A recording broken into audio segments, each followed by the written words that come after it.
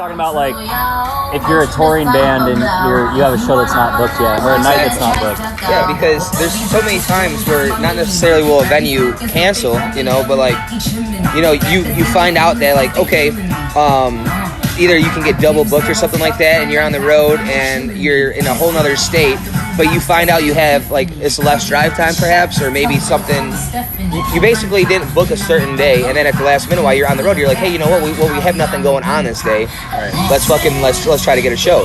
So that happens a lot, man. That happened to us when we were in Cali last year. Like we were gonna take a day off, but then we were like, we have next week off, like 3 days in a row. Like why don't we just book tonight? Right. So I'm calling around last minute to try to find a gig at last minute and say, hey, because hey, we're so and so, we're coming through tonight. Right. You know what I mean? But if you automatically sent those emails and you had 1 or 2 venues calling you, it would save you a bunch of time. Yeah, instead of trying to hunt down a venue last minute and try to get an extra show book on the whim last minute while you're on the road. Right. That'd be cool to have like some kind of app that can do that for you. It'd be like, all right, so this is what you're looking for, and it gets back to you like relatively fast, and you're like, it just saves you time and the hassle of trying to scramble to find a gig last minute. Right. Let me ask you, have you used Polestar? No. One of my competitors.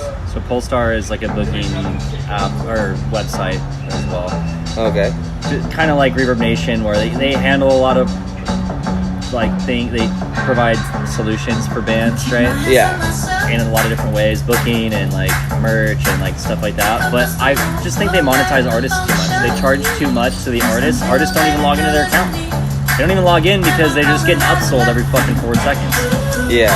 And it's like, my whole idea is let's just keep it free for the artists and only charge the people who make money off this shit, the venue. Yeah.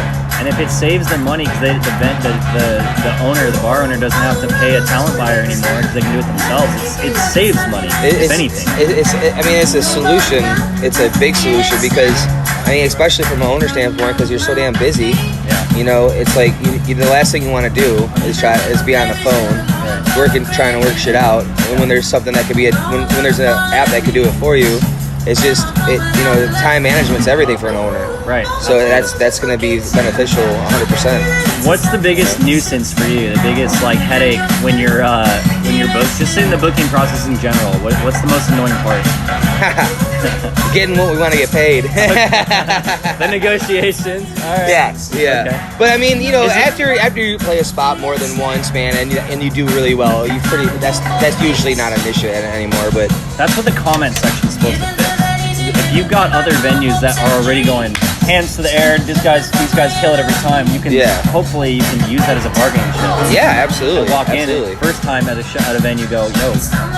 All these other venues not just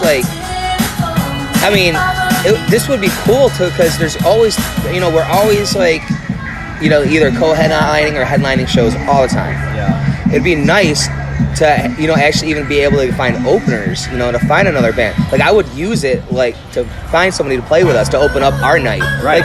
We're going to I don't know, Utah. We don't know anyone in Utah. Let's use this app to find a band that's willing to open up for us. How do you find openers right now? Basically word of mouth mostly, and then it's pretty much word of mouth at this point. And the big cities, even if we don't know them, they usually reach out to us and say, hey, are you guys interested in the show? We'll open it up for you. You don't use any online tools to find other bands to open for you when you're touring? Not usually, no. It's just because we've been doing it so long that... Well, you have the connections already. Yeah. That's actually how I met Christy and Ronnie. Yeah, really? When I was managing Ratu, and they found us on Reverb Nation when they were touring through, and they were like, hey, can you guys, we have this night that we're trying to play in Fort Collins.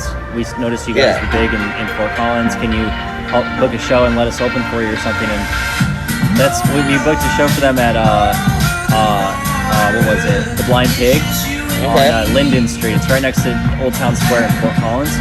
And we had a great time, and the band members got along really well, and they invited us along to play with them for the rest of their sets through Colorado. Nice. So Reverb Nation, does a little bit of it already, but I'm just thinking. The only thing I do when I'm looking for something in another state, like you were saying, is I just go on Facebook. Really, I don't really. There's not a tool that I like to do that. Yeah, Facebook, you can't search really. To not my really. knowledge, tell me if I'm wrong. I would love to know that I'm wrong. But You can't just put like search, you can't put like reggae band in Austin. Yeah, exactly. Whatever. No, nothing will come up. Exactly. Yeah. Okay. Yeah. Okay. Interesting. All right, Yeah. man. Word. Well, thanks for the ideas. Yeah, absolutely.